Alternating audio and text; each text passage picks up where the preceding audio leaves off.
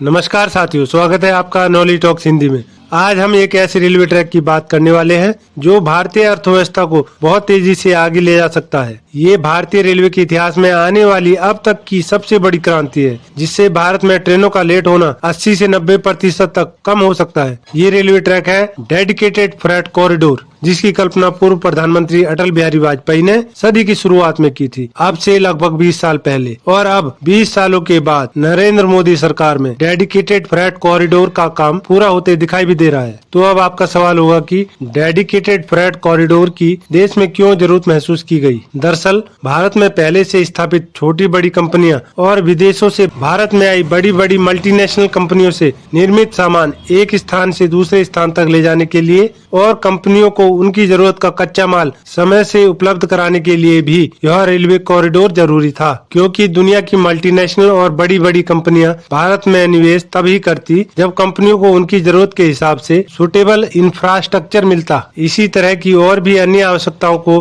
पूरा करने के उद्देश्य से डेडिकेटेड फ्रेट कॉरिडोर के निर्माण की जरूरत पड़ी। इन सब कारणों से अब भारत में मालगाड़ियों के लिए अलग से डीएफसी कॉरिडोर तैयार भी हो रहे हैं, जो केवल मालगाड़ियों के परिचालन के लिए ही पूरी तरह से समर्पित होंगे। डीएफसी कॉरिडोर की नींव रखते समय इस बात पर विशेष ध्यान दिया गया कि कॉरिडोर का निर्माण कार्य जल्दी पूरा हो सके।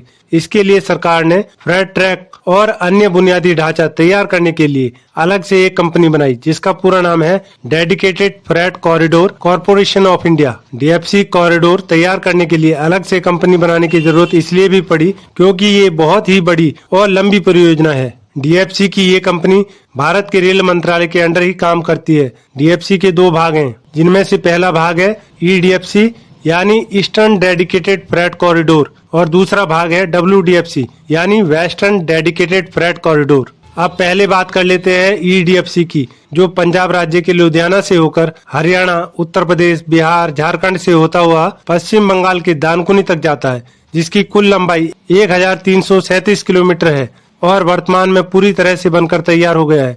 अब इस पर माल की ढुलाई भी फंक्शनल हो रही है। रेल मंत्रालय का ईडीएफसी रूट पर हर रोज 140 मालगाड़ियां चलाने का लक्ष्य है। ईडीएफसी के यात्रा मार्ग पर थर्मल पावर प्लांट, कोयले की खदानें और औद्योगिक क्षेत्र मौजूद हैं। इन सब के लिए जरूरी सामान को तेजी से लाने और ले जाने के लिए ईडीएफसी की बहुत बड़ी भूमिका रहेगी।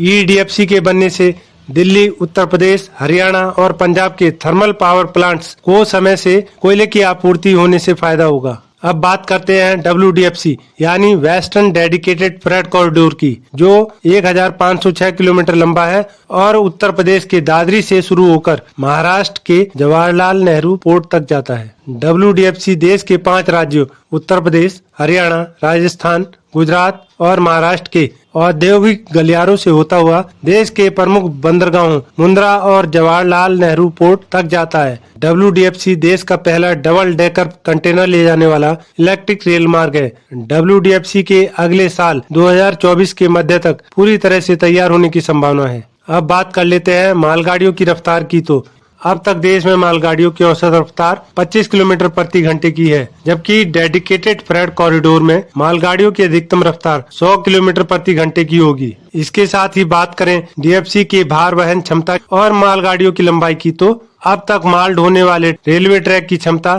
5400 टन की है। वहीं डीएफसी की क्षमता इसके 2.5 गुना से अधिक यानी 13,000 टन भार वहन करने की क्षमता है। भारतीय रेलवे पर मालगाड़ियां 700 मीटर लंबी होती है, जबकि डीएफसी ट्रैक्स पर इससे दुगनी लंबाई की यानी 1500 मीटर लंबी मालगाड़ियां चलेगी। मतलब डीएफसी तेज रफ्तार के साथ कई गुना अधिक माल देश के एक कोने से दूसरे कोने तक ले जा सकता है, जिसका डायरेक्ट बेनिफिट देश के विकास को बढ़ाने में होगा। डीएफसी कॉरिडोर पूरा बन जाने के बाद देश की कुल मालगाड़ियों में से 70% से अधिक इसी कॉरिडोर पर चलेगी, जिससे भारतीय रेल के ट्रैक्स पर रेलवे ट्रैफिक कम हो जाएगा और मालगाड़ियों के साथ यात्री ट्रेन भी सुरक्षित अपने निर्धारित समय के अनुसार एक स्टेशन से दूसरे स्टेशन तक तेजी से पहुंच सकेंगी। इतना सब कुछ जानने के बाद डीएफसी कॉरिडोर के बारे में आपकी अपनी राय क्या है, कमेंट कर जरूर बताएं। देश का मान बढ़ाने वाली इस तरह की और भी इंफॉर्मेटिव वीडियो देखने के लिए चैनल को सब्सक्राइब करना और वीडियो को लाइक करना बिल्कुल भी ना भूलें। आज की वीडियो में बस इतना ही। मिलते हैं आपसे एक और नई वीडियो में। तब तक के लिए नमस्कार।